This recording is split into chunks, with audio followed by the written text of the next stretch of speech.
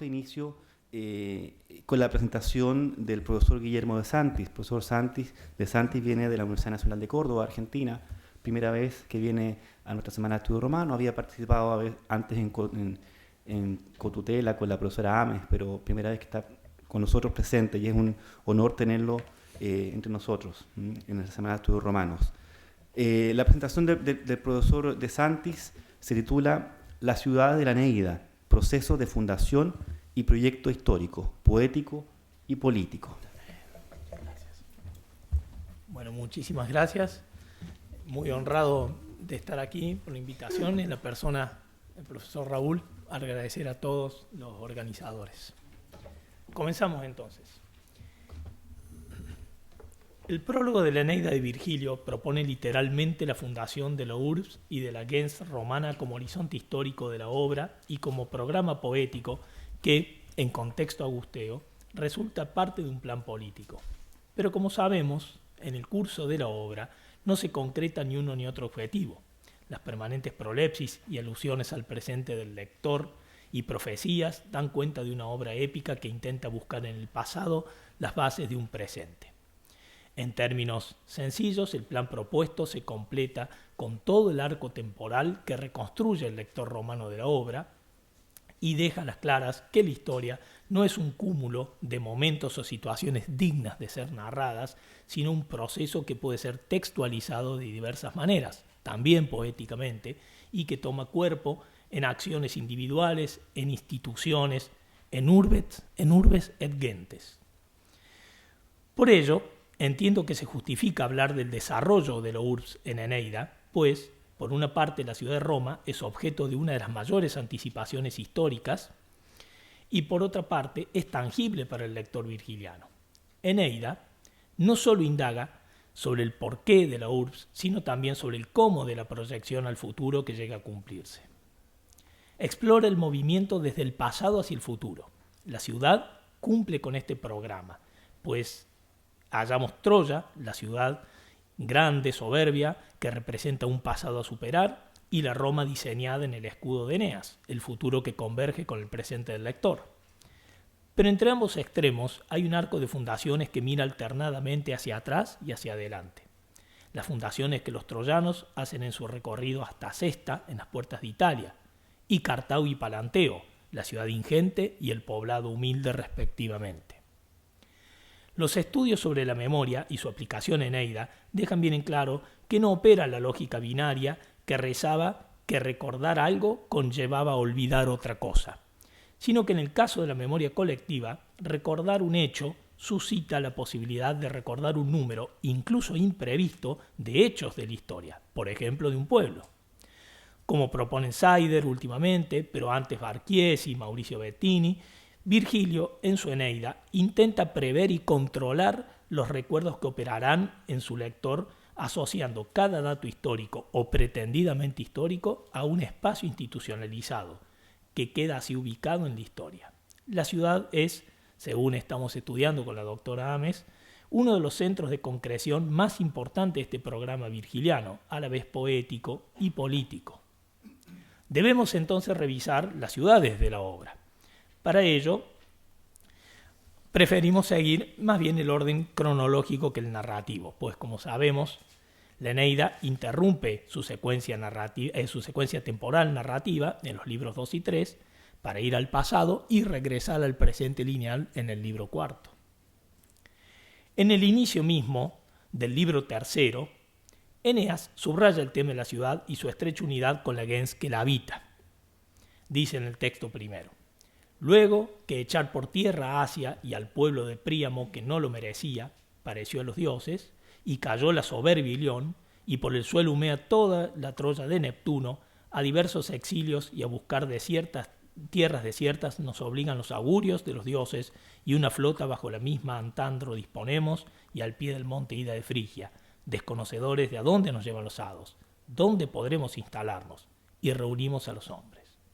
Es la descripción de lo que fue Troya y su pueblo. Hay una gens que no merecía ser destruida, y ha caído la superbum ilium, es decir, la Ilión soberbia.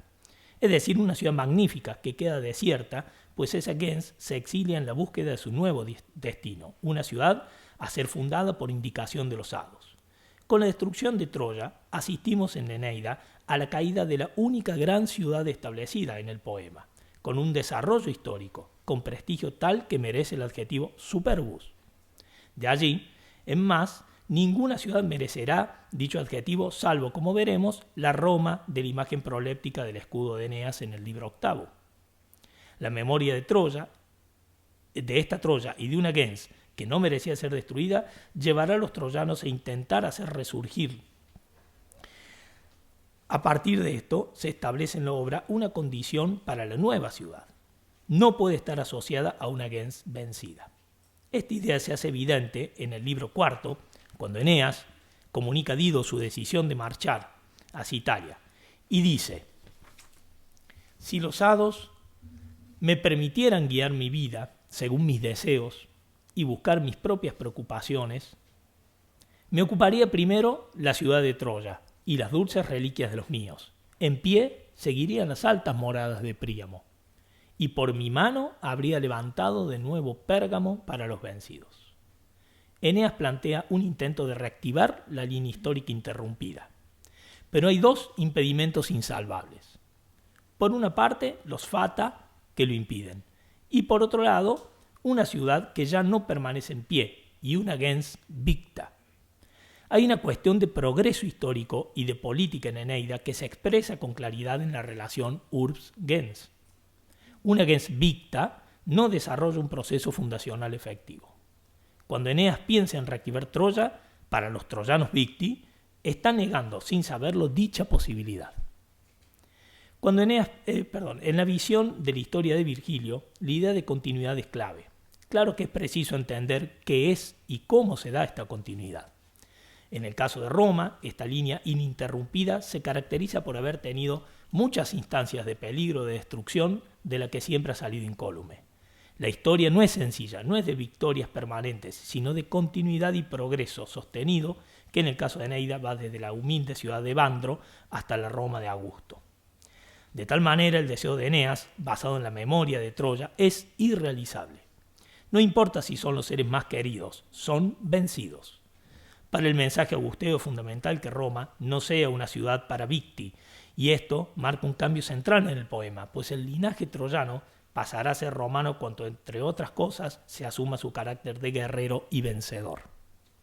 Y esta consideración anticipa, en parte, la conclusión ideológica del tema ciudad.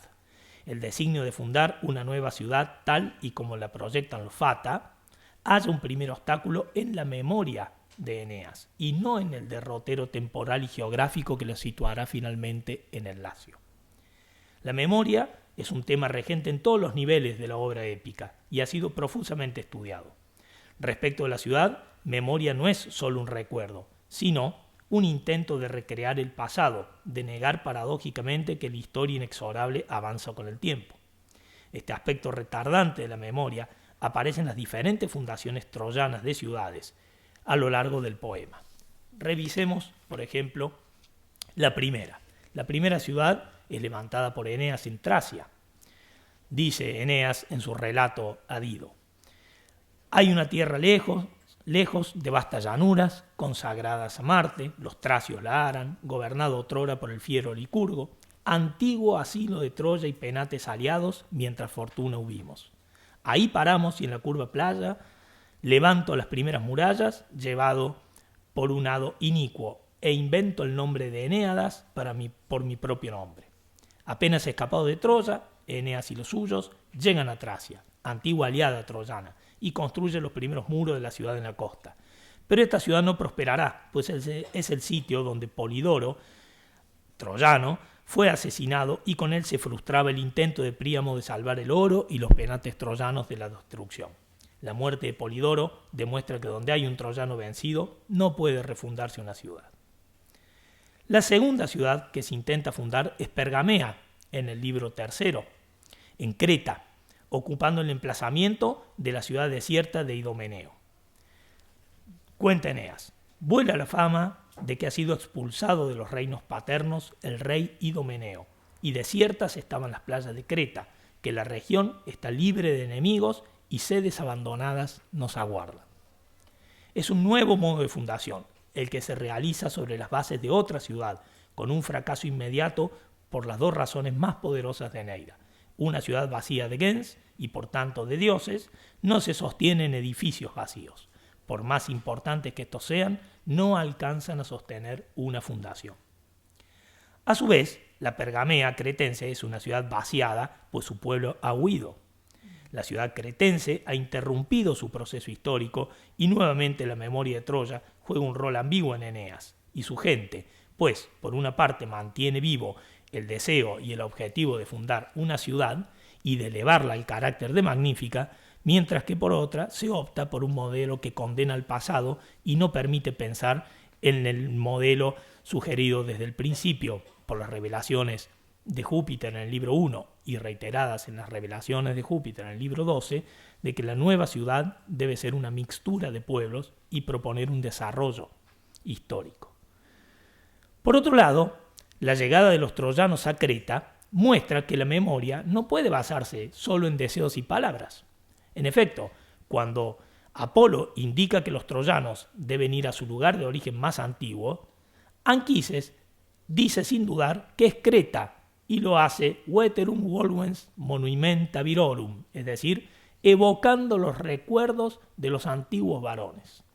La evocación es una forma de poner en acto la memoria, que aquí queda desacreditada, pues Anquises no entiende que ese lugar es el Lacio, confunde Creta con el Lacio.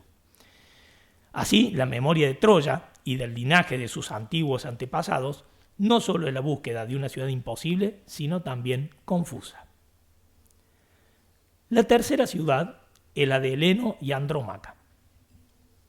Dice el texto: avanzo, dice Eneas, y reconozco una Pérgamo y una pequeña Troya, copiadas de la grande, y un arroyo seco que llamaban el Janto, y abrazo los batientes de una puerta esea. También los teucros todos disfrutan conmigo de una ciudad amiga. En su viaje de exilio, Eneas llega a esta ciudad que es Simulata y Parvam, adjetivo que no solo refiere a las dimensiones urbanas de la nueva Troya, sino también a la inútil pretensión de imitar la grandeza anterior, que resulta en una pequeñez opuesta. Parva es la presencia en la historia de las ciudades que intentan recrear la grandeza de lo ya extinguido. Si bien esta ciudad no es fundada por Eneas, es la primera que Eneas ve renacer, y no es menor el efecto que produce en su pueblo. Fruuntur dice, ¿no? Disfrutan de verla. Más allá de su pequeñez, esta Troya demuestra que la memoria busca recrearla de cualquier manera. Simulare es otra forma de activar la memoria, que al igual que en el caso anterior, se muestra falible cuando se la proyecta en la ciudad. Después de repasar la imagen de Troya destruida y de las tres fundaciones troyanas, volvemos entonces al presente de la narración, al momento de la llegada de los troyanos a la costa de Cartago. Apenas desembarcado en Libia, Eneas realizará la primera arenga a sus hombres. Allí menciona que el fatum le anticipa que su destino final es el Lacio. Dice Eneas a sus hombres: recobrad el ánimo y deponed este triste temor, que quizás hasta esto recordaremos un día con gusto. Entre diversas fatigas, entre tantas circunstancias adversas, buscamos el Lacio, donde nos muestran los hados, sedes apacibles. Allí resurgere, dice, ¿no? Renacer deben los reinos de Troya. Eneas corrige el error de su padre, reconoce que el antiguo origen del Lacio no es Creta, sino el Lacio. Insta a sus hombres a resistir los embates, pues los fatas muestran que es el Lacio donde resurgirán los reinos. Y esto pasará a ser parte de la memoria. Dice, recordaremos con gusto esto. Esta formulación pone de manifiesto el peso de la memoria de Troya, que lleva a pensar permanentemente en la noción, ya vimos, de resurgir, recrear, refundar e imitar, que ha estado en la mente de Eneas y los troyanos. Es la única vez en la Eneida que se utiliza resurgere respecto de Troya. Es el lugar indicado, pero la acción desacertada. Hay una tensión entre fata y memoria, los hados que marcan un camino y la memoria de Troya que lo obstaculiza. Pero en este libro primero, el tema de la ciudad está dominado por Cartago, una ciudad que surge tan magnífica que parece resolver los conflictos fundacionales de Eneas. Una ciudad nueva, cuyos edificios aún no terminados muestran la potencia de la colonia fenicia. Una ciudad que nace ingente. Una imagen que de manera inesperada opera en contra de la idea de resurgere y sustenta por primera vez la idea de condere, es decir, cimentar para que se alcen altos muros y techos regios. Estando en las costas de Libia, se encontrará con una ciudad que se está construyendo de las bases, Cartago. Esta ciudad, por un lado, será un modelo de opulencia que, destruida la soberbia Ilión, solo rivalizará con la Roma del escudo de Eneas en el lejano futuro. Un modelo constructivo, un modelo de organización espacial, territorial y de orden político. Por otro lado, reúne aspectos opuestos a los designios divinos y a las expectativas de un pueblo como el romano. Cartago es liderada por una mujer que dispone el todo de la ciudad, de la organización y de su construcción. Una ciudad asentada en un territorio ganada al enemigo por medio de una estrategia de compra de la tierra, no por la guerra, y con la esperanza de un matrimonio con un jefe local que nunca se dará, por lo que tampoco habrá fusión de pueblos. Cartago será siempre Fenicia y Tiria. La gran diferencia con las fundaciones troyanas y con la futura Roma radica en que Cartago nace magnífica. No hay idea de continuidad histórica, ni de relación entre pueblos, y sobre todo es una ciudad que depende de un único momento fundacional encarnado en la persona de la reina Dido. Roma, por el contrario, es la ciudad de la fusión de pueblos, que se abre un lugar en el Lacio por medio de la guerra y de los pactos con los Zoqui, con alianzas matrimoniales. Es una ciudad que tiene un pasado desde Jano y Saturno y que muestra en su desarrollo etapas fundacionales que dejan marcas en el proceso histórico que la gestó y de una realidad urbana que irá adquiriendo concreción que acompaña el proceso histórico desde la humildad del pasado al proléptico futuro de la ciudad imponente de Roma de Augusto. Veamos entonces la construcción de Cartago. En principio, cuando Venus se presenta ante Eneas y Acates, antes de que estos vean la ciudad, la diosa relata los orígenes de Cartago a partir de la huida de Dido y los fenicios desde Tiro, y aclara que la ciudad se levanta en un territorio comprado a los libios, pueblo duro en la guerra, pero con el que no se peleó, sino que insiste en la transacción comercial. Y luego habla de la ciudad y de su reina, dice Dux Femina, ¿no? Y además Regina. Eneas llega entonces a ver la ciudad, mira la construcción y su reacción es inmediata. Dice, miratur molem magalia quodam. Se admira de la inmensidad de lo que alguna vez fueron chozas. Y cierra la descripción con la famosa expresión, ¿no? Afortunados para quienes surgen ya los muros. ¿De qué se admira Eneas? Se admira de la magnitud de la construcción, del veloz cambio de casas de pastores a grandes edificios urbanos. Los adjetivos que definen Cartago, alta e inmanis, dan cuenta de la magnificencia de la ciudad que ha surgido.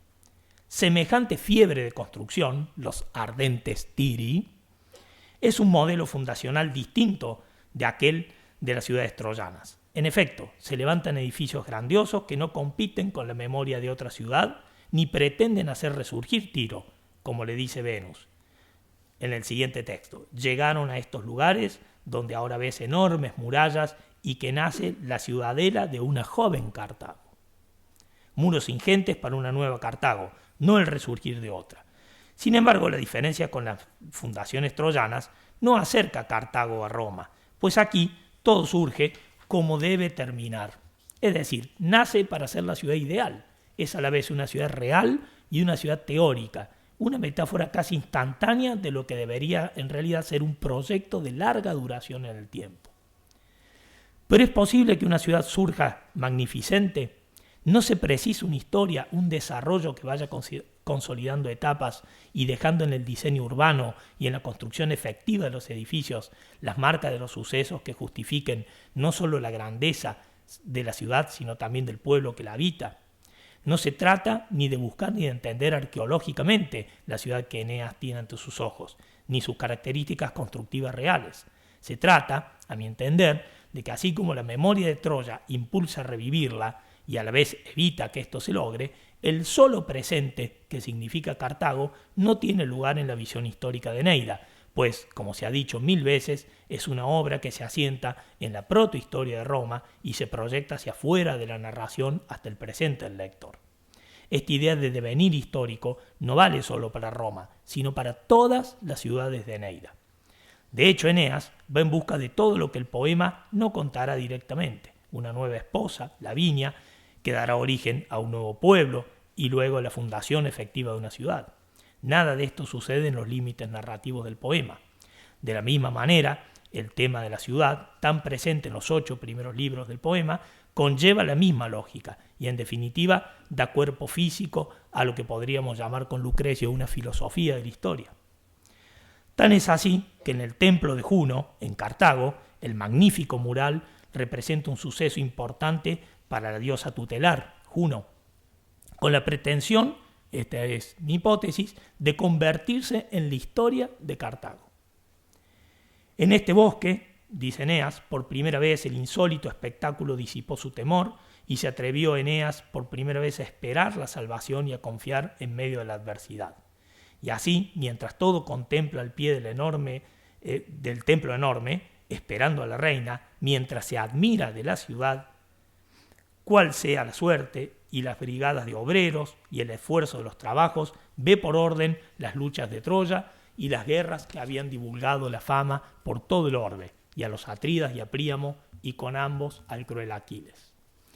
Mientras Eneas se admira de la reina que dirige la construcción de la ciudad, observa el mural del templo en el que están pintadas las escenas de la guerra de Troya, escenas que paradójicamente son más significativas para Eneas que para Cartago.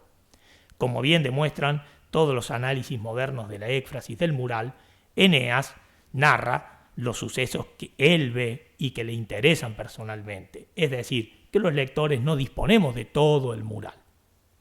Pero está claro que, siendo el templo de Juno, lo que el mural en su unidad representa son los sucesos victoriosos y la grandeza de la diosa tutelar, lo que es una manera muy recurrente de contar el pasado histórico lejano de una ciudad. Cartago precisa el mural como un registro instantáneo de esa historia, pues la ciudad no tiene memoria de sí misma ni de su pueblo. Los grandes edificios de la ciudad y su geografía natural no están históricamente connotados, pues los edificios de la ciudad son tan nuevos e inmensos como desprovistos de asociaciones religiosas, míticas y políticas. En definitiva, son edificios que no dan cuenta de la historia y por lo tanto no dan cuenta de una relación urbs-gens. Desde el punto de vista del progreso y la historia, Cartago no es una urbs, sino un conjunto de edificios magníficos. Esto será constatado cuando en el libro 8 Eneas recorra Palanteo y en lugar de grandes edificios observe y escuche la relación entre el espacio natural y urbano y entre el espacio y el sentido histórico. El contraste, entiendo, es elocuente. Desde el punto de vista ideológico, la admiración que produce Cartago en Eneas no le eleva al rango de modelo para la futura Roma. Antes bien, la consolida como antimodelo, pues Eneas admira todo lo que no han decretado los hados para su futura fundación en Italia. Júpiter, al responder el reclamo de Venus por la suerte errante de su hijo, despliega el fatum que está garantizado y que el lector ya ha visto concretado en su presente. Un extenso pasaje del que citamos solo 3 momentos. Júpiter afirma que Eneas llegará al Lacio y dice: llevará adelante una ingente guerra en Italia, pueblos feroces batirá, pondrá costumbres y muros a los varones. La continuidad se dará por su hijo Ascanio. Sigue la revelación, dice: ha de cumplir con su poder 30 grandes giros del pasado de los meses y de la sede de Lavinio trasladará su reino y ceñirá de fuertes murallas Alba Longa. Y luego agrega el hado: Rómulo se hará cargo del pueblo y fundará las murallas de Marte y por su nombre los llamará romanos. Es decir, que Rómulo cimentará los muros de Roma y recién a partir de allí el nombre de la gens romana. De esta manera el fatum no solamente revela 3 hechos fundamentales sino una sucesión histórica extensa que habla de la concreción de Roma y de los romanos como una serie de actos fundacionales que se asientan uno sobre otro. Por ello, Eneas es impulsado a dejar Cartago y a buscar Italia para emprender la guerra contra las etnias locales. En su camino, apenas toca tierra itálica, las madres troyanas deciden que no seguirán adelante y se produce entonces una cuarta fundación troyana. La cuarta ciudad es Acesta, por su epónimo Acates, compañero fiel de Eneas. Es importante, pues es la clausura del modelo fundacional de las 3 ciudades troyanas que revisamos antes. Pasan a la ciudad las madres y dejan a cuantos así lo desean, corazones o ánimos que no precisan grandes glorias.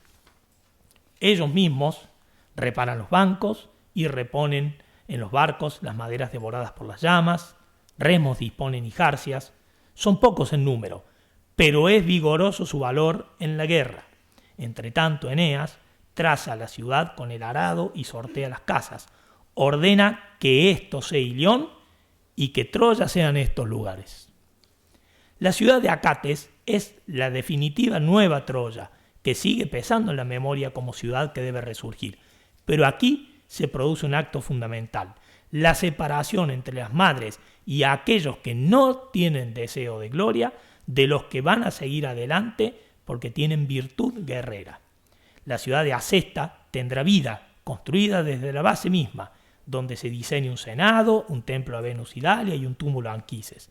Pero es la ciudad que vale menos por sus edificios que por ser el espacio donde se concreta un hecho histórico clave para los troyanos: la separación del pueblo entre los que irán a mixturarse con los latinos hasta fundar Roma y los que se quedarán con la memoria de Troya. Es la fundación que determina que sea la pubes troyana, es decir, la juventud con capacidad de luchar y contraer matrimonios, la que vaya a ser parte de la futura Roma. Obviamente, Eneas no conoce el fatum desplegado por Zeus. Por ello, la explosión urbana de Cartago lo ha impactado y hasta lo hace colaborar con su construcción y pensar en quedarse a reinar junto a Dido. Pero el lector virgiliano sí reconoce que la grandeza actual de Roma es el resultado del proceso que las palabras de Júpiter muestran a medias, pues el resto lo hace la relación entre el espacio natural y la geografía urbana, cuyo despliegue está en el libro 8, en la famosa escena del recorrido por Palanteo, en el cual Eneas es guiado por el anciano Evandro en una caminata en la que se explica la relación e importancia de los espacios naturales y las primeras construcciones, cuya humildad contrasta con la importancia de su significado histórico, político y religioso.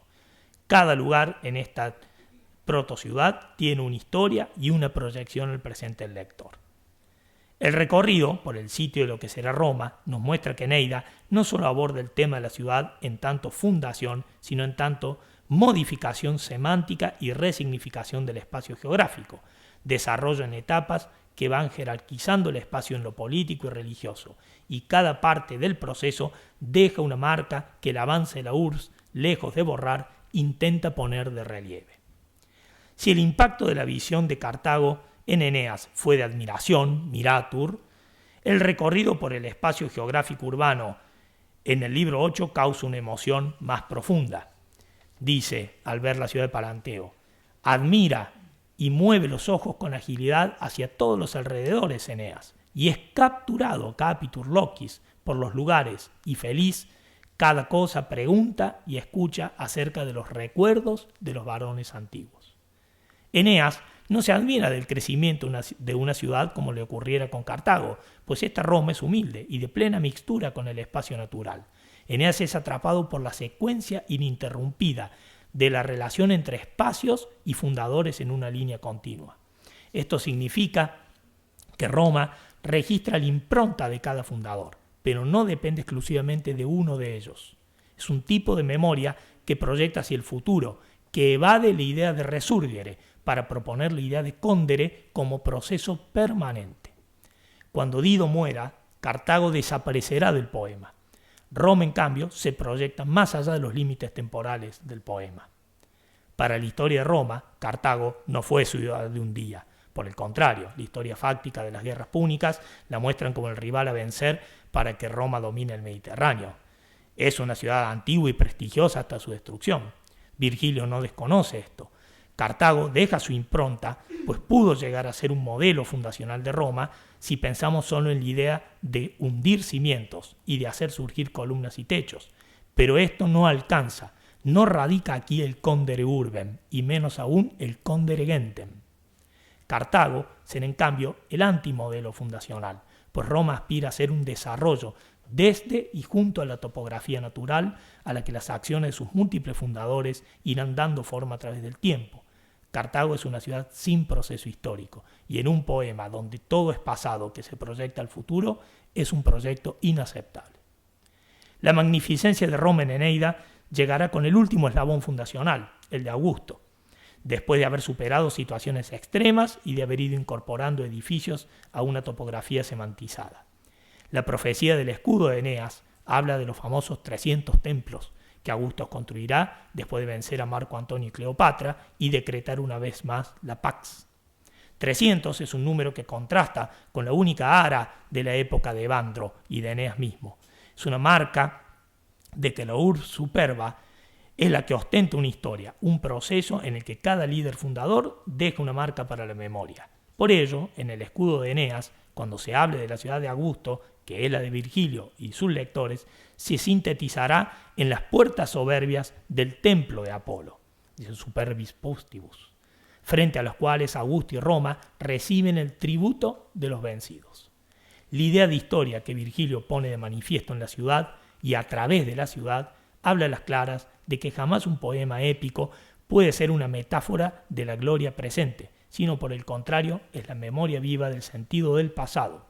De alguna manera, importan menos los grandes nombres que las marcas indelebles de la historia, y la ciudad es el mejor material en el que una gens plasma su historia.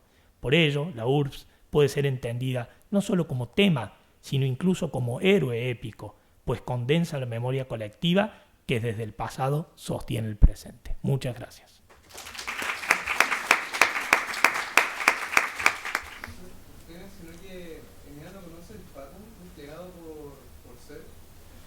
¿Por Júpiter?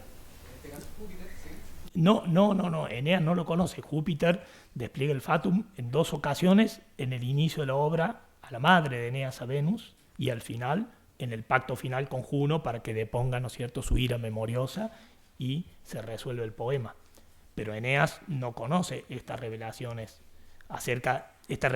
históricas acerca del proceso, digamos, extenso, ¿no?, de la historia de Roma. Sí.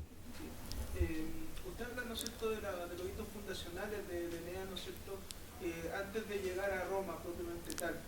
¿Por qué básicamente Eneas estaba buscando un modelo como para seguir en su fundación propiamente tal para llegar a Roma, ¿o no?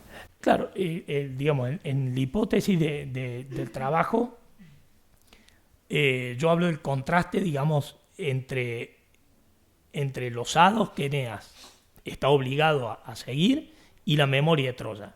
La memoria de Troya que se impone en los primeros procesos fundacionales, lo que llevan es a tratar de, en la fundación de las nuevas ciudades, la idea de hacer resurgir, de imitar, de recrear, es decir, la idea de tratar de recomponer una ciudad cuyo devenir histórico está anulado ya con la sola destrucción, ¿no es cierto? Entonces, esta idea no es solamente una idea que retarda la fundación de Roma, sino que es un proceso, un modo fundacional que no tiene sentido, es decir, que va al fracaso porque precisamente el plan histórico que subyace en la Eneida, quizás incluso hasta como filosofía de la historia, es digamos, un proceso de devenir hacia el futuro. Entonces la idea de afincarse en el pasado y esta memoria de Troya es un proceso retardante, ¿no? Es un proceso que fracasa definitivamente. Bien, profesor. Primeramente agradecerle su ponencia. Muchas gracias. Bueno, ya viendo como todo este recorrido que hace Eneas para, digamos, inspirarse, para poder como recoger un poco de las ciudades o pueblos, localidades que va visitando su proyecto para finalmente fundar Roma, o sea, perdón, para fundar, no recuerdo el nombre, pero finalmente Para llegar a Palanteo, sí. claro, para la fundación de Roma. Quería preguntarle cómo, a pesar de tener como, poder tener como una cierta, digamos, unidad de como los orígenes de todo este relato de la ciudad, de qué manera los romanos no vuelven el orgullo por su ciudad una soberbia, entendiendo que la soberbia es la misma razón por la cual cayó Troya en un primer momento. Sí, me parece una diferencia. En los análisis del adjetivo soberbio en Eneida son largos, son muchos, y tiene sentidos positivos y negativos, ¿no? En el poema sería largo de explicar. Lo cierto es que yo entiendo que el adjetivo soberbio para Troya no implica una idea peyorativa, sino que el adjetivo soberbio, reflejado, digamos, como adjetivo de la ciudad, lo que implica es aquella ciudad que tiene por detrás un desarrollo histórico que la sustenta, ¿sí? Por eso ese adjetivo aparece solo en Troya y solo en Roma. Destruida la ciudad de Troya, se anula la única ciudad que detentaba un pasado histórico, al menos de las ciudades que se nombran en Eneida. Luego son fundaciones ocasionales y fallidas, y Cartago, que es la ciudad que nace magnífica, pero sin historia. O sea, nace desde el vamos, con los edificios soberbios, digamos, ingentes, no sé, inmanis, altos. Por lo tanto, me parece que lo que llega a la conclusión que en tiempo de Augusto Roma pueda tener adjetivo soberbio es que en el recorrido por Palanteo lo que se muestra y se preanuncia es que Roma va a tener precisamente un devenir histórico, un decurso que es paulatino, que es pausado, pero además no solamente desde el punto de vista temporal, sino de la permanente semantización de los espacios y los edificios. Es decir, cada momento de la historia de Roma deja una marca en un edificio. Hay una simbiosis entre el edificio y la memoria histórica, ¿sí? El edificio no es solamente un constructo de ladrillos, sino es precisamente una connotación de que algo importante para esa ciudad de Roma y por lo tanto para su pueblo hay allí. Entonces la conclusión es que una ciudad que tiene ese devenir histórico puede tener la definición de soberbia, que en este caso sería la definición positiva.